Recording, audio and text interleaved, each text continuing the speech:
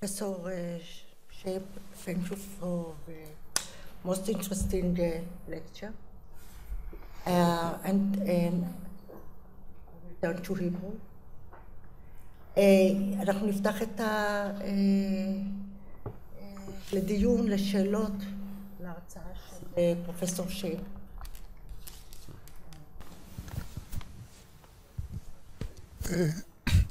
Your last remark about working less hour for higher hourly wage reminds me something that you didn't point out. Maybe it's higher productivity or higher exploitation. Yeah. So there's sometimes the argument made that if we introduce a minimum wage, that might have a positive effect on productivity. I always wonder why this can be the case. The effect should be much, much stronger on a firm level. So if all pay very low wages, and I am the one who increases wages dramatically, then I would expect a very high increase in productivity. This is what Ford did beginning of the 20th century, right? So because then the incentive to work high, to work very productive is very high, because in this firm I get a high wage compared to the wage which I can earn somewhere else. So I can't see why the minimum wage should be here of any help. Did I? Positions, yeah. Then leave the worker under stress to work more for the same time, for the same hours that are employed. Yeah, well, so we have no information about whether stress increased, but I guess so the Schöb has an innovative panel where they ask many questions about the minimum wage on a personal level. So I think this is something which will definitely be explored, but we have no data so far. I think there are a couple of issues. Even so, I said that the enforcement is quite good. We have to be careful with respect to the mini jobs. And now, first of all, many of these jobs are in small firms.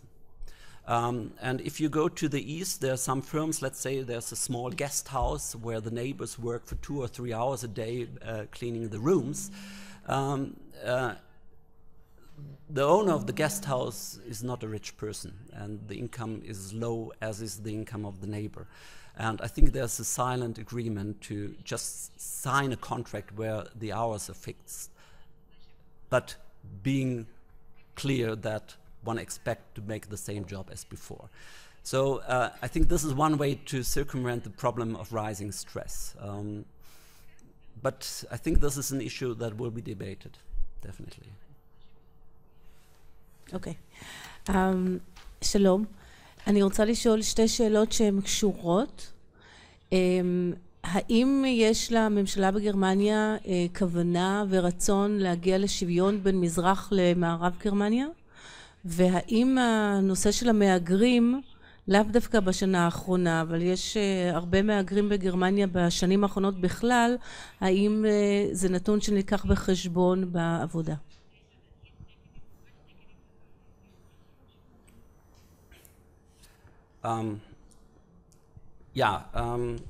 First of all,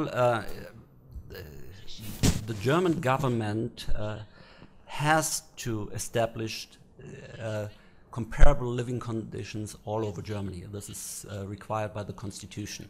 Of course, there's discrimination, or the government can a little bit decide how far it wants to go.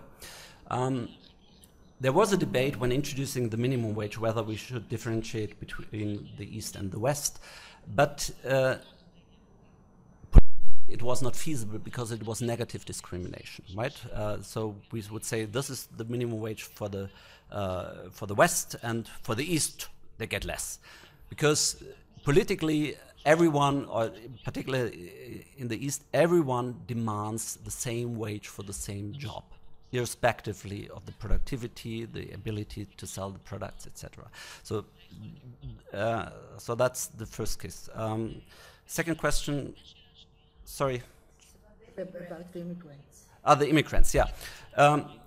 This is something I haven't mentioned. Of course, I think this will put a long-run problem because the minimum wage will exclude the migrants who came last year, because we know that the skills are very low. It will take quite a lot of time to catch up.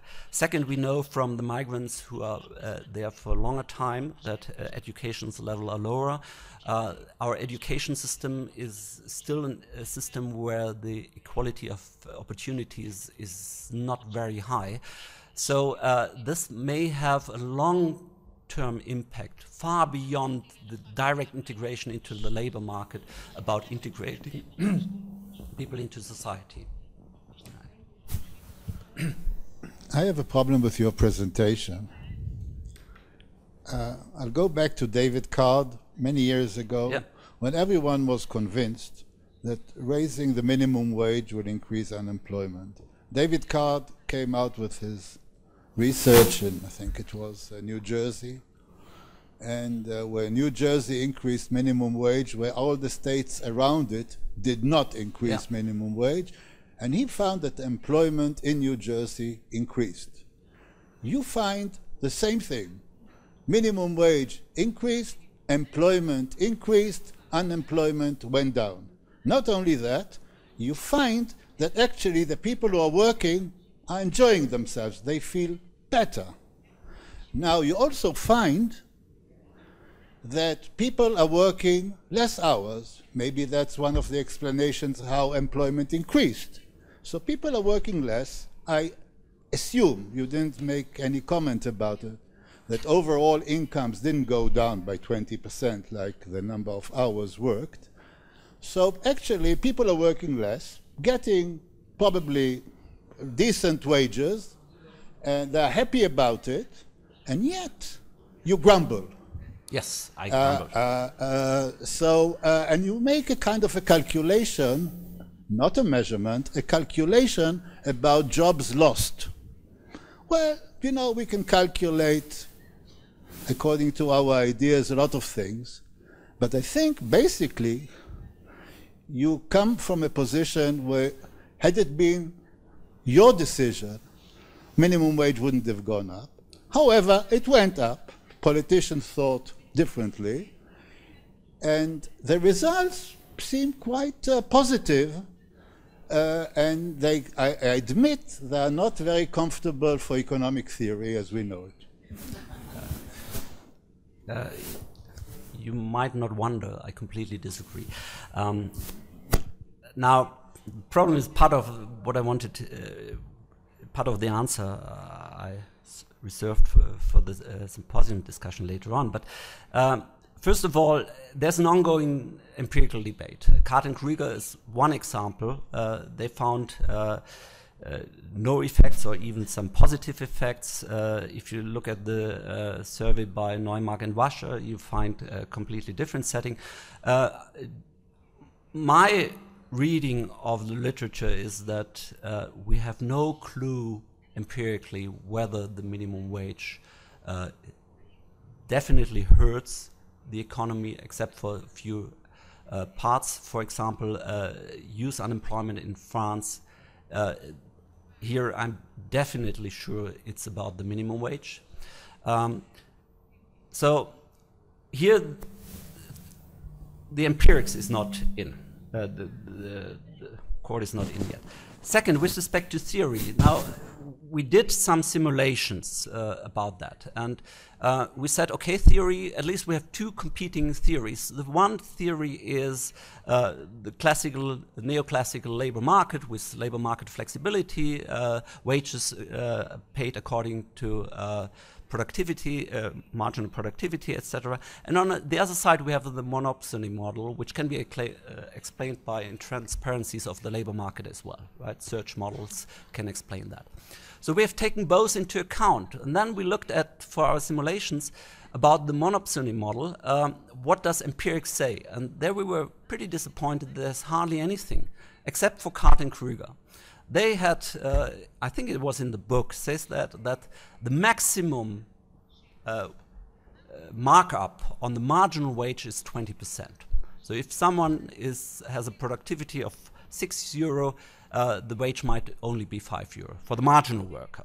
Okay, so we took that into account when making our simulations, and then it turns out that if someone has a wage increase of 30% or 50% or even 70%, they are not in that type of model anymore. They're back into the classical market, and even for that assumption, we found job losses. And we therefore argued this is a very risky social project we start in an economy where the welfare state has provided some ways to avoid working poor. I'm not very in favor of the Hartz reform. Actually, I disliked it when they were introduced, but I must admit that they were more successful than I have ever expected. But we implemented that in an existing system of industrial relations which worked, and a welfare state which took care of those left behind. We called that a social risky policy. Now, on end of January, the first figures came out, and all the supporters of the minimum wage said, now we have the proof. There is no negative effect. Come on, let's talk about it in 5-6 years. Waiting for the next recession, it will hurt those at the lower bottom of the productivity scale the most. We know that in every recession, they were the one who were excluded.